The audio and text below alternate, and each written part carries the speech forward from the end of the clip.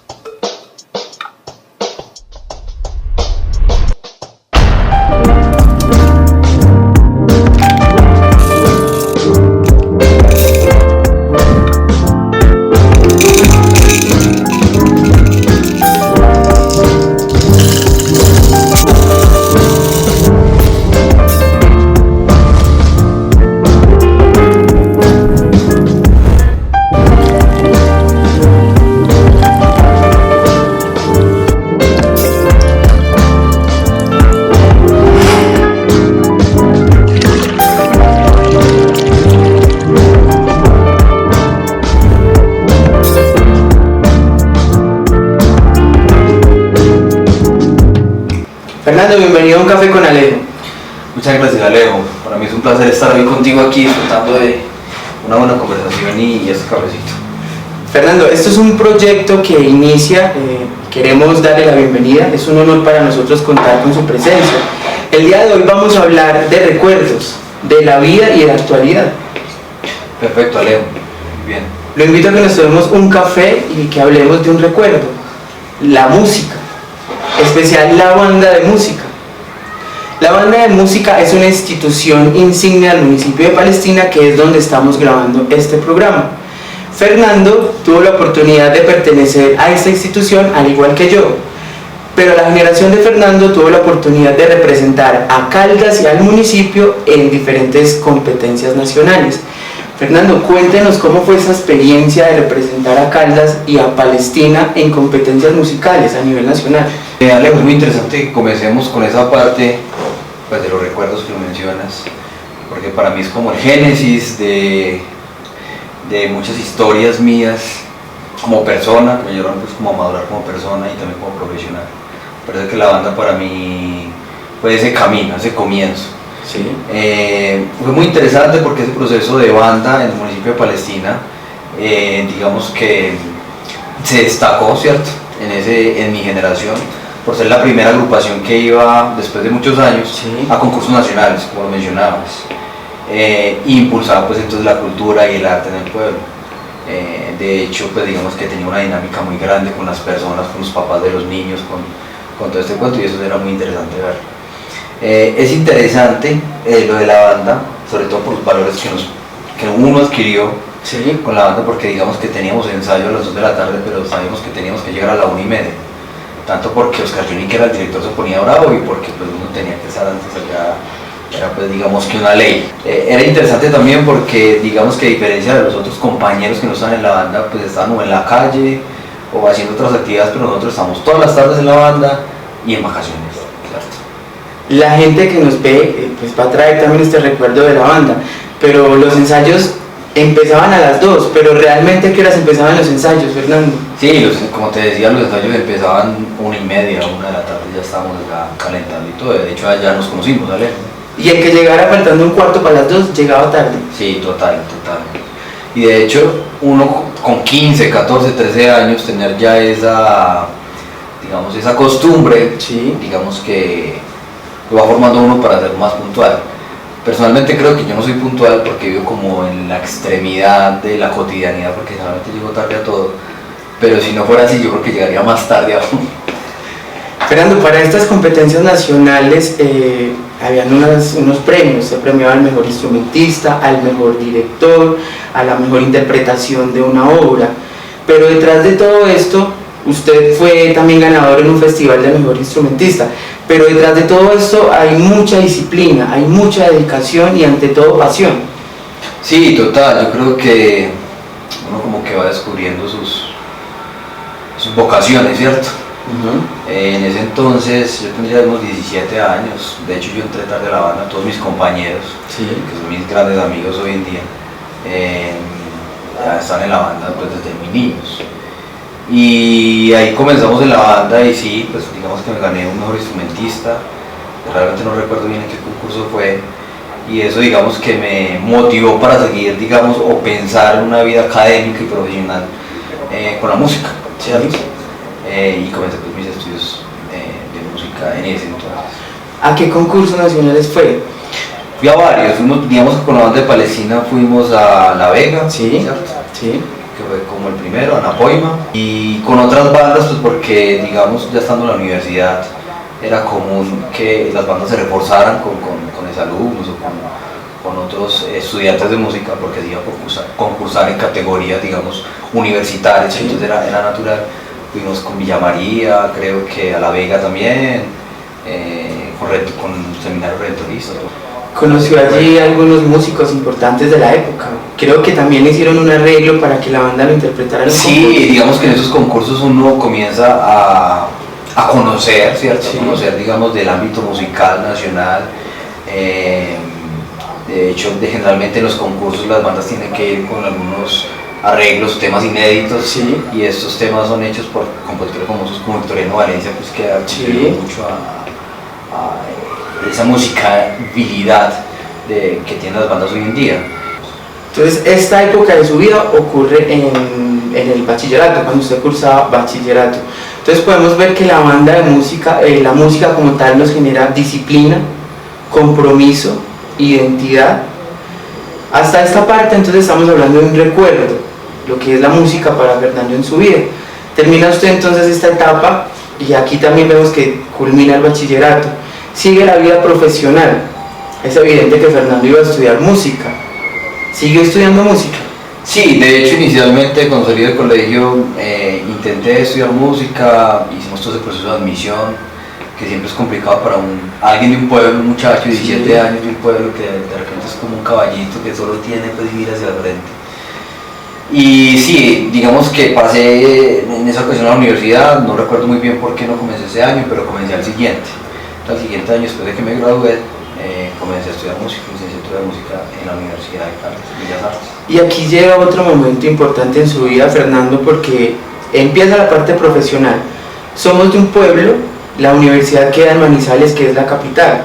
Para desplazarnos, pues siempre teníamos dificultades, pero la administración municipal nos premia, ¿cierto? Y tenemos el beneficio de pertenecer a algo que se llama la Casa de Convivencia Universitaria, más conocido como la Posada Universitaria.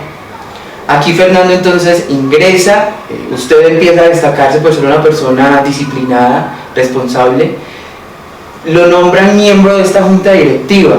Fernando, ¿qué se siente vivir con 50 personas, 30 personas, todos con sueños diferentes, todos con personalidades diferentes, pero el objetivo es que reine la convivencia, la tranquilidad, la armonía, la organización?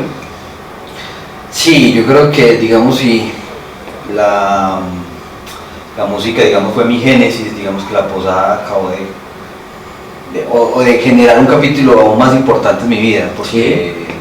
Digamos, como lo mencionabas, uno se llena de tolerancia, porque no es fácil vivir con 50, 60 personas más. Es un proyecto que yo admiro demasiado, que creo que le debo todo lo que soy al proyecto de la Posada, y que me parece muy valioso porque digamos que es un proyecto que comenzó con 10 estudiantes. Sí. Y resalto que es el segundo momento en que Alejo y yo nos conocemos. Sí. ¿Cierto? Después de, sí, señor. Aunque seamos de generación diferente. Sí. Es un proyecto que aunque comenzó con 10 personas, digamos, 15 personas en una casa en la Leonora, patrocinados por la alcaldía del momento. Desde entonces. En este momento lleva 20 años el proyecto, alberga 80 estudiantes, ha generado, digamos, muchos profesionales al municipio, y que en ese momento, digamos, rescatándolo, se vuelve una política de Estado, porque es difícil que los alcaldes o cada alcalde de turno, digamos, que ya se siente con la obligación de seguir con el programa. Sí. Aún más, o inclusive cuando, digamos, el alcalde actual se gana un premio por el proyecto, porque realmente es un proyecto muy bonito. También abonarle que este premio pues resalta, ¿cierto?, la alcaldía de este momento, pero es un premio a muchos jóvenes que hemos pasado por esta institución. Sabemos que de aquí hay profesionales de ciencias de la salud, hay licenciados, tenemos abogados, Y es un orgullo para nosotros como palestinenses poder resaltar esta ayuda, esta colaboración, porque por una cuota muy módica teníamos acceso a comida y a alojamiento. De hecho, pues digamos que la Casa de Convivencia Universitaria, como estamos mencionando, pues, le abre las puertas a alguien que no tiene los recursos suficientes. Es que digamos, si nos sentamos en la realidad de alguien, de una persona que vive por ejemplo en una finca, Sí. es complicado, aparte de ir de la finca al pueblo, el pueblo a Manizales, sostenerse en Manizales y todo el cuento. Le queda más difícil a alguien de una finca o de una zona más remota llegar a la educación como tal. Sí. Y hay veces que muchos cerebros y habilidades excepcionales se pierden por esa falta de oportunidades. Entonces por eso se aplaude mucho el proyecto de La Posada, y digamos que lo que uno quisiera y muchos quisiéramos es que el proyecto continúe y se fortalezca más. Sería muy interesante que de repente se pensara en poder comprar un activo que sea ya así como digamos en su momento la Universidad de Caldas, que tiene sus propias residencias, que tenga una residencia palestina, ¿cierto? De hecho, si hacemos una cuenta básica, digamos son 20 años, 20 años pagando un arriendo, digamos. En ese momento ya se puede hablar de tener un activo propio y una casa propia, modificada, ¿cierto?, hacia las necesidades que tiene la casa, porque es difícil uno imaginarse que en una casa en Manizales, o por lo menos imaginarse si existe una casa en Manizales que pueda albergar 80 estudiantes. Y de hecho la hay, en este momento en este momento por la pandemia es complicado, pero la hay, ¿cierto? Están 80 estudiantes en una casa. Otros municipios a nivel de Caldas, a nivel de Colombia, trataron de hacer réplica de este modelo, pero pues es Palestina ahorita como que el abanderado y el que ha sido constante en esta dinámica. Fernando, entonces estamos hablando de la vida de La Posada. Entonces estaba en este momento Fernando para estudiar música, pero nos quedamos esperando que Fernando sonara un instrumento, que Fernando fuera director. ¿Qué pasó? ¿Cuál fue ese cambio o por qué no lo vimos a usted sonando un instrumento o dirigiendo la banda? Infelizmente llegó un momento en que tuve problemas económicos y situaciones familiares que me hicieron, digamos, retirarme de los estudios de música. En ese momento pues, me tocó ir a trabajar y generar recursos para volver.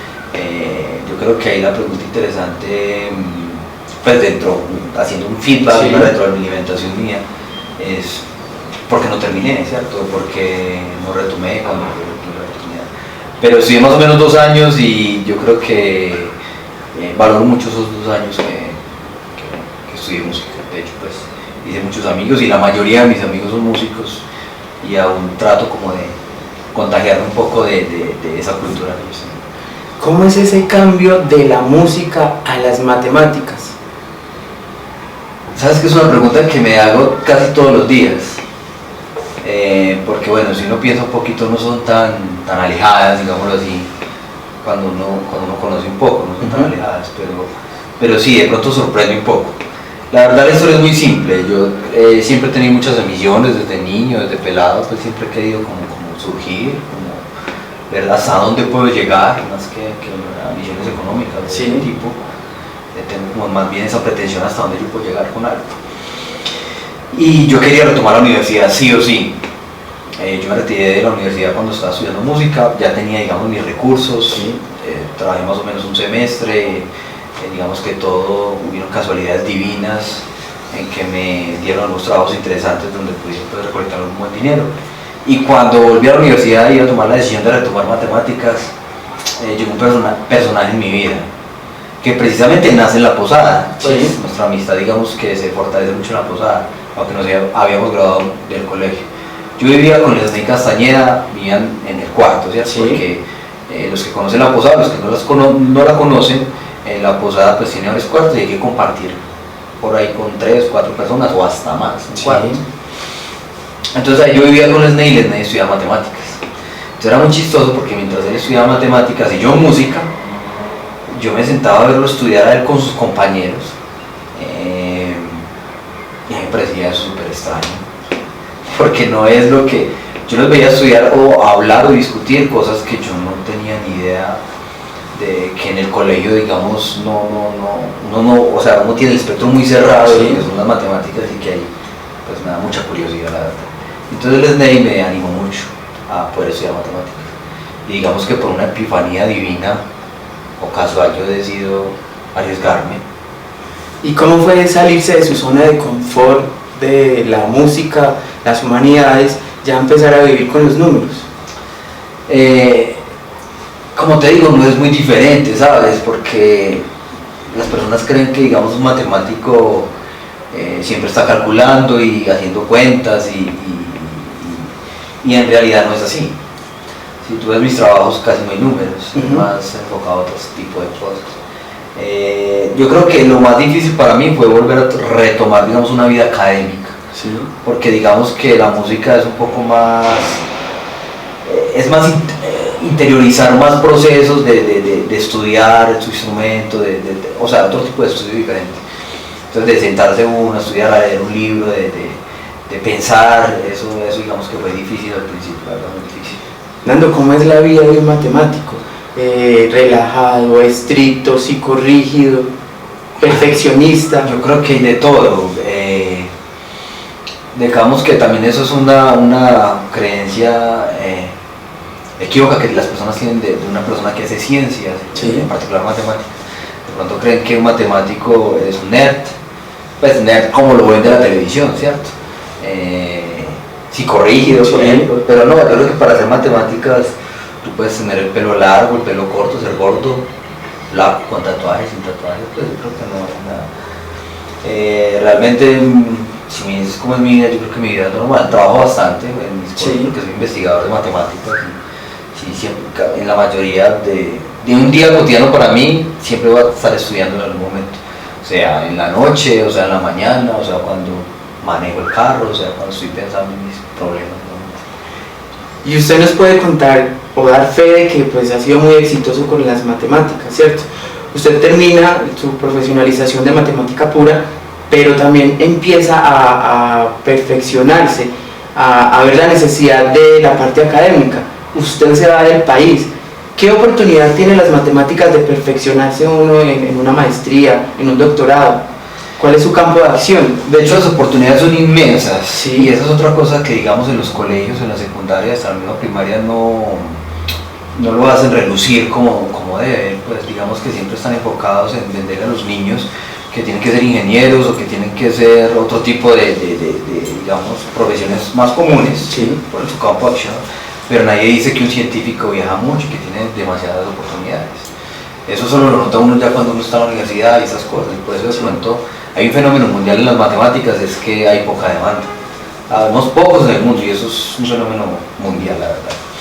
Entonces, en la pregunta que me haces de cómo, bueno, de ser exitoso, eso es subjetivo, ¿cierto? Si me preguntas a mí, creo que todavía no. Tengo que llegar muy allá. Porque esa es otra cosa que piensan las personas. Las personas creen que porque alguien tiene un doctorado, o bueno, puede que a algunos les pase tal vez, Sí. que alguien tiene un doctorado, ese ya es la culminación de la carrera, la culminación, digamos, académica. Y antes, para un científico es lo contrario. Terminar un doctorado antes es el comienzo de una vida científica. De pronto, las cuestiones de los doctorados y los posgrados hoy en día se ha prostituido mucho, pues, perdón, Sí. por eso, porque ya digamos las personas solo se piensan en adquirir un título, hay universidades que los venden o los hacen a distancia y hay un problema con convalidaciones, entonces hoy en día, aparte pues de que la palabra doctor también está un poco mal usada, también ya hoy en día los títulos también están muy mal usados. Yo salgo, digamos, cuando comencé a estudiar matemáticas, no tenía ese enfoque, siendo sincero, yo comencé a estudiar matemáticas y quería ser un profesor normal, pues Sí. un profesor del colegio, Catedrático. sí, o en una universidad si podía, bueno, Sí. eso era. Pero a medida que fui, digamos, avanzando y conociendo personas, entonces decidí que quería ser un científico. Un científico de matemáticas, es decir, un científico de lápiz y papel, de matemática más pura y esas cosas. Entonces me fui perfilando y fui buscando cómo lo podría hacer. Y para ser científico en ciencias, no necesariamente todo matemático tiene que hacerlo, pero si uno quiere dedicarse a la investigación, pues tiene que seguir estudiando. Y felizmente en ese país, en Colombia y en algunos, no muchos, Sí. digamos que también está el pensamiento equívoco de que para estudiar hay que tener plata. Y aunque en la realidad y en la práctica lo es aquí, no debería de ser, pues debería haber políticas donde eso no pasara, porque las personas, digamos, si se quieren dedicar a ser científicos, tienen que, aquí en Colombia tienen que trabajar y estudiar, pues muchas. Sí. O no necesariamente se dedican exclusivamente a estudiar, pero como digo, y yo realmente tampoco tenía plata para estudiar en ese momento, seguía estudiando, entonces busqué opciones afuera del país y hay muchas opciones, la verdad, muchas becas. Es usted mismo quien lo busca, no fue Claro. que le llegaron y le dijeron, Fernando, No. venga, vayas a estudiar. Usted es quien en ese interés personal de superarse, ¿cierto? De ser mejor cada día, es cuando usted empieza esta búsqueda. Luego, ¿a qué se va Fernando? A Francia. A Francia, bueno, Francia llega años después porque primera vez cuando salí del país fui a hacer maestría a Brasil, ¿sabes? Sí. Que me gané una beca, había aplicado en lugares, pero digamos que Brasil para mí fue muy interesante por otras razones, por varias razones. Y en Brasil, pues digamos que termino mi maestría y mi doctorado, ¿cierto? Y en Francia, digamos que cuando terminé el doctorado, en esa búsqueda de trabajo y de posiciones, que hoy en día es tan complicado también, eso es un fenómeno, porque antes había poquitos doctores, ahorita hay muchos, Sí. entonces, y hay pocos trabajos también, y más académicos, las posiciones en las universidades son cada vez menores posiciones, y eso pasa en todo lado. Entonces me resultó una posición de postdoctorado en Francia, en París, sí. Entonces me fui a hacer una estancia postdoctoral a París. Y en medio de estos dos momentos, ¿cierto? De estudiar en Brasil, estudiar en Francia, más proyecciones, más sueños, es muy interesante su vida, ¿cierto? Su parte académica, pero este momento del cual le voy a hablar no cambió para nada sus planes, no lo hizo suspender nada de lo que usted tenía planeado. Cuando Fernando se da cuenta que va a ser padre, que va a ser papá. Sí, bueno, yo creo que ese es otro capítulo de mi vida. Pues hombre, ser papá es una bendición, ¿no? Yo creo que ya cuando uno no sabe cuánto lo quieren los papás hasta que uno es papá, ¿cierto? Sí. Entonces nadie lo va a saber y cómo transmitírselo a nadie. Cuando llega mi hija media es interesante porque llega en una transición. Yo me entero que va a ser papá el día que defendí mi tesis doctoral. Ese mismo día me enteré, ¿cierto?, de que fueron dos estreses diferentes. Sí. El hecho de que iba a ser papá y el hecho de que tenía que defender mi tesis doctoral, ¿cierto? Entonces, Sí. Pero claro que cambia, o sea, yo creo que uno cambia los planes. Por momentos pensó que no iba a seguir la ruta que llevaba también. Sí, no, de hecho había planes. Yo después de París tenía otra posición en Cincinnati, en Estados Unidos, y bueno, ya había pues como un plan. Entonces ya uno piensa en mayor estabilidad, ¿cierto? Porque una posición de postdoctorado es algo temporal, pues un año, 2 años, cada vez los postdocs son más largos porque casi no hay trabajo. Entonces, pero sí hay que buscar una estabilidad. Entonces, digamos que mi hija llegó y llegó con el pan bajo el brazo, como le decimos, Sí. porque antes de yo irme para París, salió un concurso aquí en la Universidad Nacional. Yo venía por Colombia esos días, pude presentarlo, pude hacer todo, y cuando pues me fui por París pensando qué iba a hacer, miraba, pues, buscaba pues otros horizontes y miraba qué hacíamos, me gané el concurso. Entonces ahí ya decido estabilizarme aquí en Manizales y creo que agradecido con Dios, porque hombre, yo creo que coincidir, digamos, en la tierra de uno, en un trabajo estable, hoy en día es como un poquito, tal vez digamos, casualidad divina, ¿cierto? Sí. Y pues en estos momentos por los que estamos pasando a nivel mundial, nos dimos cuenta que es nuestra familia como el apego principal y la motivación en estos momentos. Sí, no, total. Hoy en día, digamos que todos los planes, otra cosa que estamos hablando de hecho es la posibilidad que tiene la ciencia, las matemáticas. Yo viajo bastante y es por eso, porque digamos, como investigo, tengo una red de colaboración, entonces yo estoy allí, estoy allá, me invitan un mes allí, un mes acá, y esto con lo de la pandemia, pues obviamente todo se ha cancelado y ha obligado a uno a estar más en familia, y a valorar más esas cosas. Fernando, hablemos de actualidad. En este momento, ¿qué está haciendo usted profesionalmente? ¿Dónde está laborando? ¿Qué papel desempeña? ¿Cuál es su rol? Sí, bueno, en este momento yo soy profesor tiempo completo de la Universidad Nacional. Cuando pasé por el concurso en 2017, yo que unos 3 años. Y soy profesor investigador ahí. En este momento llevo un año como coordinador del área curricular del Departamento de Matemáticas, que ciertamente eso es, digamos, soy el director del programa de matemáticas y dirijo también la parte académica de los posgrados. Entonces, digamos que tengo esa parte administrativa soy profesor igual y sigo pues con mis proyectos de investigación. Al pertenecer a esta línea de investigación, ¿usted viaja mucho? Sí, sí. ¿A dónde viaja? ¿Cada cuánto? ¿Y qué se va a contarle a la gente de Colombia o a los extranjeros, cierto, acerca de la Universidad Nacional de Caldas?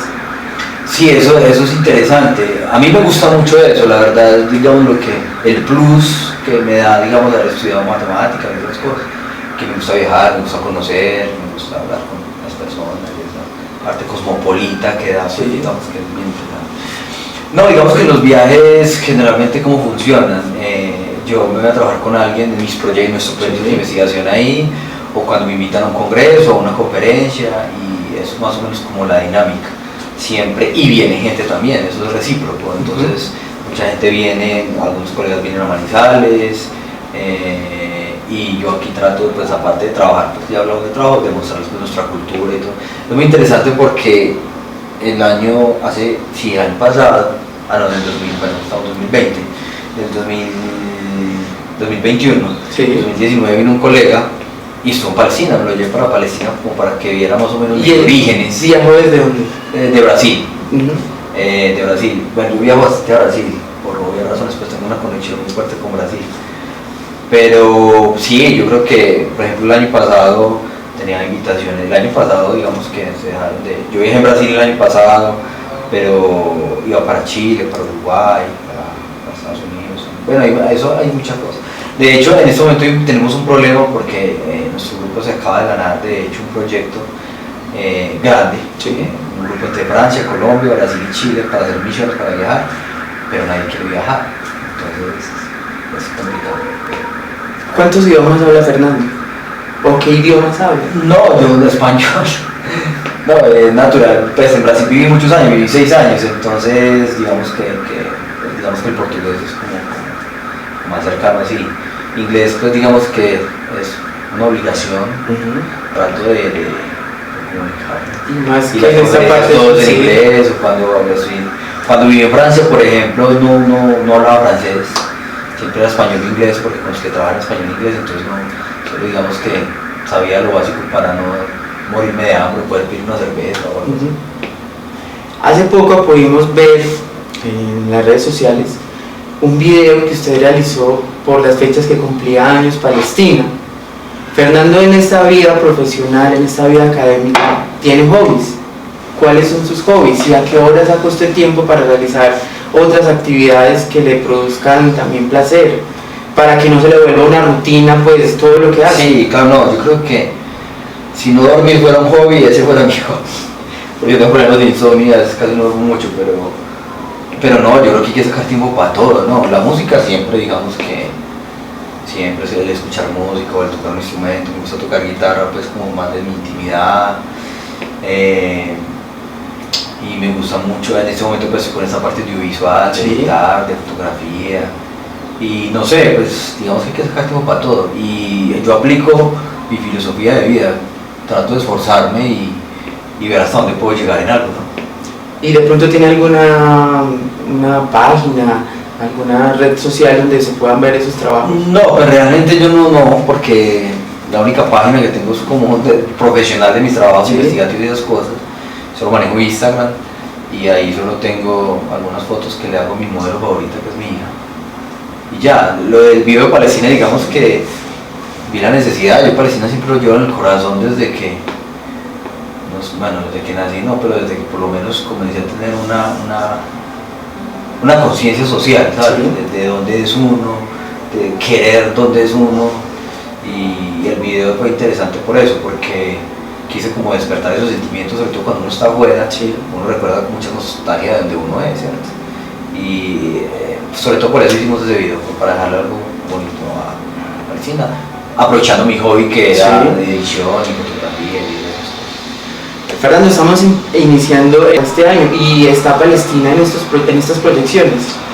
Bueno, proyectos profesionales bastantes, continuar, pues obviamente queremos sacar adelante la ciencia de la región, toda la parte de las matemáticas, tenemos varios posgrados, un doctorado pues muy joven, entonces queremos pues como desde la universidad apoyar mucho eso y seguir creciendo en las redes de cooperación pues que tengo de investigación. y con Palestina siempre. Yo creo que Palestina tiene demasiado potencial y ahorita que yo estoy más cercano a Palestina veo que se pueden hacer muchas cosas, no tan grandes, digamos que uno pierde gobernabilidad en pensar en que en lo del aeropuerto, por ejemplo, eso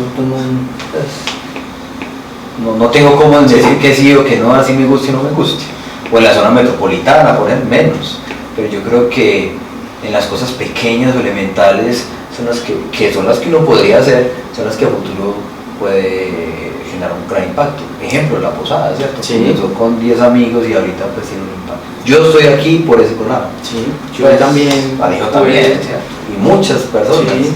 Entonces yo creo que sí podríamos, no sé, juntarnos, sembrar un árbol y en 30 años ver, decirle a los nietos, mira, yo sembré ese árbol.